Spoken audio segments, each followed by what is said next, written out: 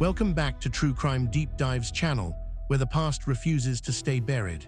Tonight, we are stepping into the fog of 1947, Los Angeles, to unravel America's most infamous unsolved murder, the Black Dahlia, the brutal mutilation slaying of 22-year-old Elizabeth Short. Smash subscribe, grab a notebook, and let's walk the blood-stained streets of old Hollywood. January 15, 1947. Lamette Park, a quiet, half-built neighborhood south of downtown LA, a young mother named Betty Basinger is pushing her toddler in a stroller along Norton Avenue when she spots what she thinks is a discarded store mannequin lying in the weeds. Two halves of a pale, naked body, drained white, sliced clean at the waist. The face is carved into a permanent, grotesque smile, cheek to ear, the infamous Glasgow cut.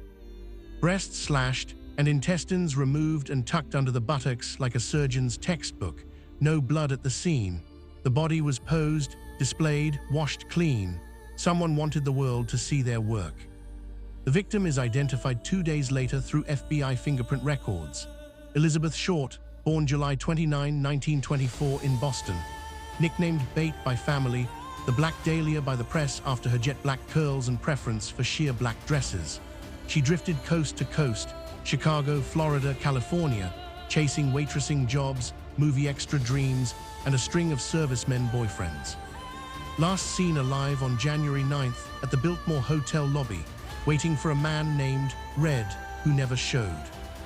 Over 60 confessions in the first weeks, drifters, doctors, even a woman claiming jealousy. All bogus. Letters arrive at the LA Examiner, cut-out magazine words, taunting, promising more bodies. One package contains Bates' birth certificate, social security card, and her address book embossed, Mark Hansen, a nightclub owner she'd briefly dated. Fingerprints on the items, wiped with gasoline. Dr. Frederick Newbar rules the cause of death as hemorrhage and shock from facial lacerations and blows to the head. The body was severed with surgical precision, possibly a butcher or medical student. A chunk of flesh is missing from her thigh, rumored to be a rose tattoo. Her stomach contains fecal matter. She was force-fed before death. Time of death, approximately 10 hours before discovery. The dump site was secondary. She was killed elsewhere, likely in a house with plumbing. Robert Red Manley, the married salesman who dropped her at the Biltmore, alibi checks out. Mark Hansen, the nightclub Svengali, polygraph inconclusive. Dr. George Hodel, a brilliant but sadistic gynecologist whose own son later accused him after finding photos of a woman resembling Bait in his father's album. Bugsy Siegel's gang, LAPD brass on the take, lesbian nightclub madams, every lead circles the drain. Hollywood's darkest secret. Bates' mother Phoebe is hounded on a plane from Boston before she even knows her daughter is dead. Sensational headlines bury facts. Bate wasn't a prostitute, wasn't pregnant, wasn't a starlet. She was a dreamer who wrote longing letters home, sent laundry by mail, and never quite landed anywhere. 78 years later, the Black Dahlia file remains open.